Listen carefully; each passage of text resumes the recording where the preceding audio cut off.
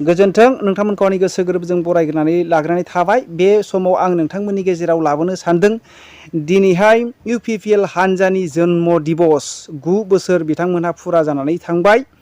आंबो सिगाङाव दङमोन हिसाबै मिथिगौ हिसाबै नोंथांमोननि गेजेरावहाय बेखौ बुंदेरनाय जाबाय। दिनै बे जन्म दिबसआवनो दिनै खमजुरि हिसाबै दिनै गावखौ सिनायथि होनायखौ नुनो मोनदों UG ब्रह्म बिथांनि खुगानिफ्राय।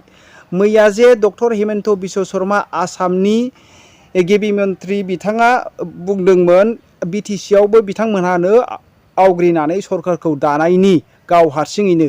नाथाय दिनैहाय UG ब्रह्मआ ससियेल मिडियानि गेजेरजों BJP खौ लाफानानै सरकार दानायनि बेबायदि बाथ्रा बुंनायखौ मोनसे खमजुरि नुदों रायजो राजाफोर। नोंथांमोना उइदाउट स्किप गासै भिडिअखौहाय नायखांजोबनायनि उनाव नोंथांमोनहा कमेन्ट खालामहर। नैबे UG ब्रह्म बिथांनि बाथ्रा बुंनायावहाय नोंथांमोनहा खमजुरि मोनदोंना मोनाखै? आंथ' बिराद खमजुरि मोनदों।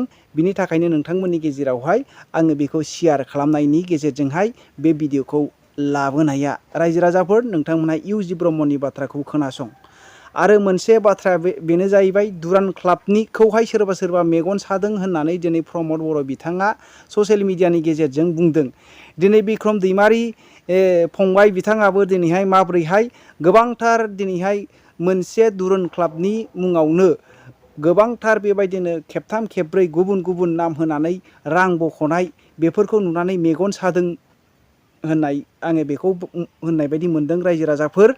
दा नोंथांमोनहा नैबे प्रमद बर' मानगोनां बिथां जोंनि BTRनि CEM बिथांनि बुंनायखौबो नोंथांमोनहा खोनासंनानै नायदो।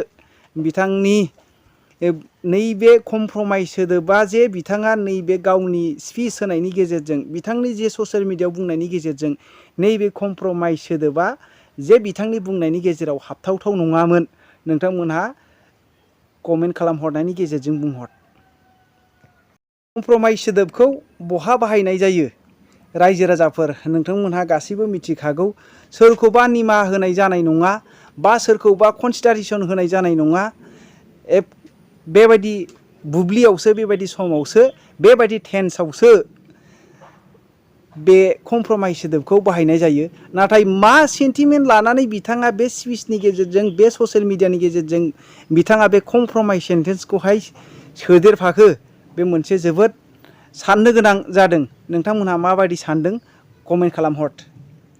खेबनि थाखाय दुरान काप खुंजाबाय बेयाव साक्सेसफुली आरो बेवहाय दिनै जोंहा बड'लेण्ड जि FC सोरबा सोरबा स्टेटआ FCआनो गैया नर्थ इस्टआव खिन्थु बड'लेण्ड FCआ बाहागो लादों आरो बेखौ इन्टारनेसनेलि मिथिजाबाय।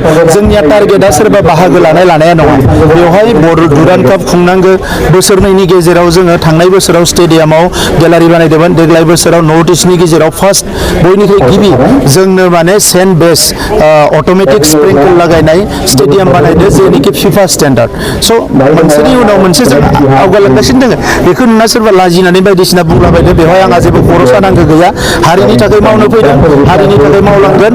बर' माहारिखौ सिबिनायानो जोंनि थांखि बेवहाय।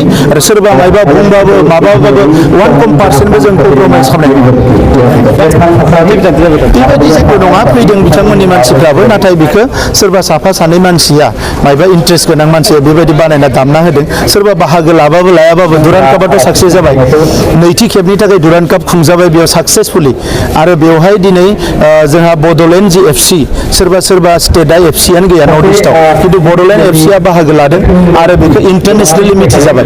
जोंनिया टारगेटआ सोरबा बाहागो लानाया नङा। बेवहाय दुरान काप खुंनांगौ। बोसोरनैनि गेजेराव जोङो थांनाय बोसोराव स्टेडियामाव गेलारि बानायदोंमोन। देग्लाय बोसोराव नर्थ इस्टनि गेजेराव फार्स्ट बयनिख्रुइ गिबि जोंनो माने सेन्ट बेस अट'मेटिक स्प्रिंकल लागायनाय स्टेडियाम बानायदो जेनिखि FIFA स्टेन्डार्ड।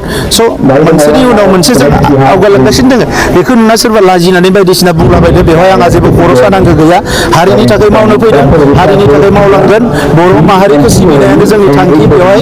आरो सोरबा मायबा बुंबाबो माबाबाबो 1% जों कमप्रमाइस खालामनाय নিৰ্বাচনত অকলে প্ৰতিদ্বন্দ্বিতা কৰিছিলো। এইবাৰো BTCত আমি নিৰ্বাচনত অকলে প্ৰতিদ্বন্দ্বিতা কৰিম। আমাৰ পঞ্চায়ত জিলা পৰিষদত মিত্ৰতা আমি নকৰো।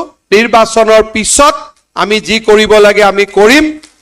मानवगिरित मुख्यमंत्री बुंनाय बाथ्राया बाहाय जेबो गिनांगौ बाथ्रा गैया। कारण 2019 2020 मायथाइयावबो जोङो एलायन्सआव इलेक्सन गेलेयाखैमोन गावबागाव गेलेदों आरो बे समाव मोनसे प्रिन्सिपल लादोंमोनबा नोंसोर बेसेबां देरहानो हायो जों बेसेबां देरहानो हायो बेनि उनाव जों जयैनो गभर्नमेन्ट बानायदों थ' बेबादियैनो जोङो दिनैहाय गभर्नमेन्ट बानायनानै जों 4 बोसोर सालायगासिनो दं बेखौ पसिसाव चिफ मिनिस्टारा जि बाथ्रा जि पलिसिखौ लायो राजनैतिक भाबै खुब मोनसे दूरदर्शिता दं बेनाव आरो बे दूरदर्शिताजोंनो बियो आवगायलांनो जोंनि थाखायनो मोजां बयनिबो थाखायनो मोजां बाथ्राखौनो साननानै हयथ' बाथ्राफोरखौ सानदों जे जों हारसिङै गेलेनांगौ बिजेपि हारसिङै गेलेनांगौ बे गिदिर बाथ्रा नङा जों बेसेबाङाव गेलेगोन UPPLआ खैथा सिटआव गेलेगोन आरो दा गोदानै डिलिमिटेसन जानो थांबा खैथा सिट जामावगोन बे जानानै फैमारोबा थ' बेवहाय जों खैथा सिटआव गेलेगोन जोंनि गेजेराव जों डिसिसन लागोन आरो एबार जों गेलेगोन जेराव गेलेगोन जेरैबायदि गेलेगोन जोङो माने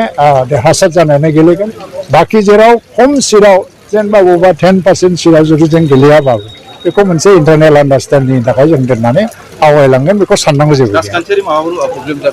जेबो राजखान्थियारि प्रब्लेम गैया 2026 सिम स्टेट लेभेलाव गभर्नमेन्ट स्टेट गभर्नमेन्टनि जे एलायन्स बे एलायन्सआ कन्टिनिउ जागोन जेबो साननांगौ दा इलेक्सनाव जयन्तआ MP जालांनाय जयन्त बसुमतारी MP जालांनायनि उनावहाय जोङो दा बाहाय BJPआ केन्डिडेट होनाय नङा आरो AJPआबो केन्डिडेट होनाय नङा UPPLनि केन्डिडेटखौनो सापर्ट खालामनानै देरहासार खालामगोन जिहेतु बेवहाय जोंहा साननांगौ गैया थांनाय MP इलेक्सनावबो जों देरहासार जादों जदिव 2021 सननि MLA इलेक्सनाव जोङो जेसेबां भट मोनदोंमोन बेनिफ्राय एसे खम मोनदोंमोनब्लाबो बेयो डिलिमिटेसननि थाखाय जादों दा बेयो रिकभार जाफिनगासिनो दङ जों बुरजाथार भटआव देरहासार जागोन दा बेखौथ' हानजायावसो थिग खालामगोन बेखौ